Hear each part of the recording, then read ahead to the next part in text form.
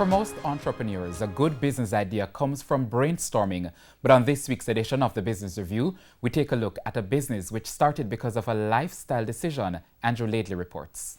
For Patrick Goodall, drinking tea isn't a routine breakfast exercise.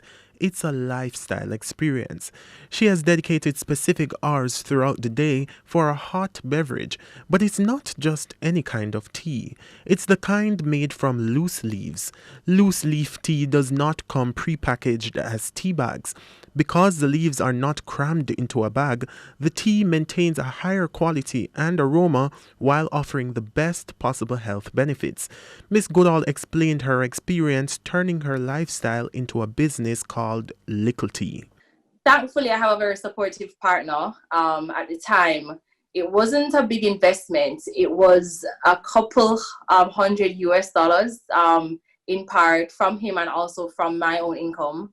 I've started very small. I literally started out with 10 gift boxes and possibly, I think, 8 pounds of teas and some flavors.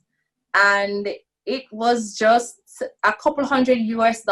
And now it has just blossomed into this thing that I have now left my 9 to 5, and I'm not homeless yet. So I'm happy for that. But it's not like every other tea business. The entrepreneur says she designed a specific model to align with the lifestyle experience. So it's not heavily commercial. It's more artisanal, and as a blend comes, it goes, and I'll get some cussing from my customers, but they understand that this is the model that I decided to do. And whenever the teas come back in stock, I will reach out to them personally. My customers can actually see what they're putting into their bodies. All my flavorings are organic and natural flavorings. My teas, where possible, are all single sourced, so you know exactly where each blend comes from. I work with suppliers that are fair trade, and that I think makes this completely unique. Likkle Tea focuses on sourcing raw materials locally where possible, with a preference to support Black and women-owned enterprises. The lemongrass is grown at the house where my mother grew up in St. James. My uncle does some of the farming there for me, and he has employed other persons in the community to kind of offset the cost for sourcing some of these materials. My cacao nibs comes from Nick, who is a local chocolatier, and his cocoa comes from St. Mary. But it hasn't been smooth sailing.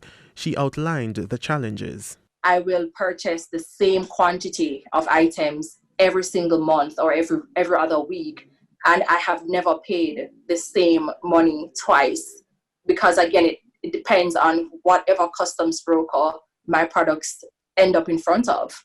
I have challenges when it comes on to, just in terms of funding. Sometimes, a lot of these investors or these agencies say, okay, you have to get to 70 million before, we can offer some guidance and support. So I've had to be very creative. So I've actually gotten to go out of Jamaica, to go to the Caribbean to seek funding there. This bag of tea, it's 28 grams. And to ship to the United States using the post office, to use the fast track, for example, this cost me in excess of 5,000 Jamaican dollars, and this bag of tea costs $600, right? And we have a large diaspora out there that want to support us. They want to support our businesses, but it's just crazy. We talk about CARICOM, we talk about having a single economy, and it costs more to ship to the Caribbean than it does to ship to Miami. Nevertheless, Likkle Tea has managed to reach consumers in several parts of the world, with a further expansion on the horizon. A lot of coffee shops, incidentally, carry my products, and even people outside of Jamaica. My teas are sold in Atlanta, in restaurants there, and as far as Paris. Andrew Likkle, TVJ News.